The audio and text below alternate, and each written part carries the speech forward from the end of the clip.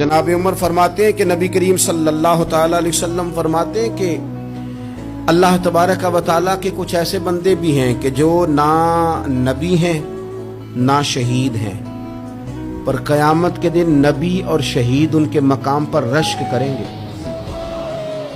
اللہ تعالیٰ انہیں قیامت کے دن نور کے ممبروں پہ بٹھائے گا۔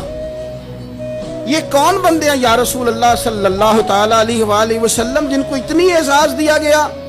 تو حضور فرمانے لگے یہ وہ بندے ہیں کہ کوئی دنیاوی لین دین نہیں، کوئی دنیاوی رشتہ داری نہیں، لیکن یہ ایک دوسرے سے پیار کرتے تھے، اللہ کی رضا کے لیے کرتے تھے۔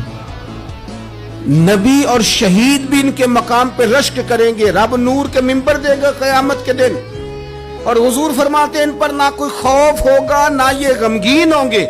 اور یہ بات ساری بیان کر کے پھر حضور نے قرآن پاک کی آیت پڑھی، الا ان اولیاء اللہ لا خوف علیہم ولا هم یحزنون، خبردار ہو جاؤ، بے شک جو اللہ کے دوست ہیں نہ ان پر کوئی خوف ہوگا نہ وہ غمگین ہوں گے۔ لیکن پیچھے حضور ان کی صفت کیا بیان کر رہے ہیں کہ وہ للہیت والے، وہ خلوص والے، ان کے پیش نظر کیا ہے؟